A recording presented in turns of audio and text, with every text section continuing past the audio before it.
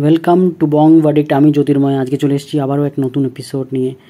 আজকে কথা বলবো মুভি ক্রিউ নিয়ে। ক্রিউ কিন্তু যথেষ্টই ভালো চলছে এবং আজকে ক্রিউয়ের বক্স অফিস নিয়ে আলোচনা করব। খুব ভালো চলছে অল ইন্ডিয়াতে এবং অল ওভার দ্য ওয়ার্ল্ড কিন্তু ভীষণই ভালো চলছে। এই ক্রিউ সিনেমাটা রিলিজ করেছিল কিন্তু 29শে মার্চ এবং এই ফিল্মটি ডিরেক্ট করেছেন কিন্তু রাজেশ এ কৃষ্ণ এবং প্রডিউস করেছেন একতা কাপুর, রিয়া কাপুর এবং অনিল কাপুর। এবং এতে যথারীতি কাজ করেছেন তাবু, করিনা কাপুর এবং কৃতি শ্যানন।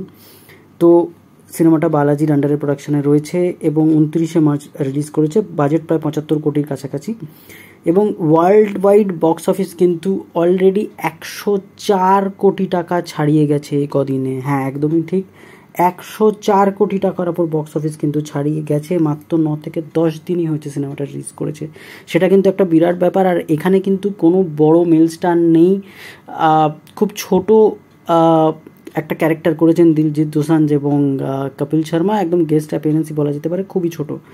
সেখানে মেন লিড কিন্তু এই তিনজন, যারা তাবু, করিনা কাপুর এবং কৃতি শ্যানন। এবং 2024-এ কিন্তু প্রথম একটা মহিলা কেন্দ্রিক ছবি এইভাবে সাফল্য পেল।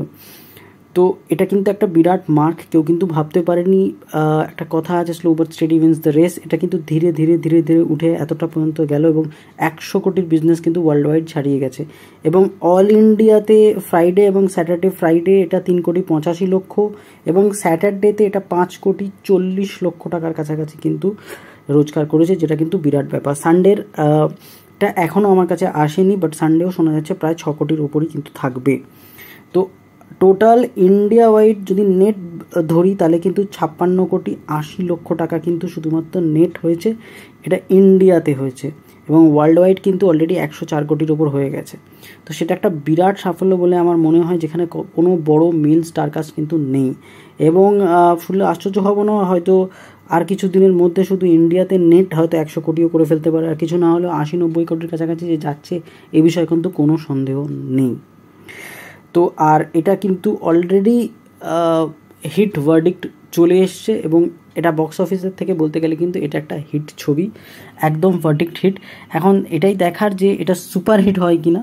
তবে যথেষ্টই ভালো, মানুষজন কিন্তু ওয়েল অ্যাকসেপ্ট করেছেন। এবং একটা কথা আছে যে ওয়ার্ড অফ মাউথ কিন্তু খুব ভালো ছিল প্রথম থেকে। এর রিভিউ ভীষণ ভালো ছিল, বেশিরভাগ মানুষ যারা দেখতে পেয়েছে তাদের কিন্তু ভালো।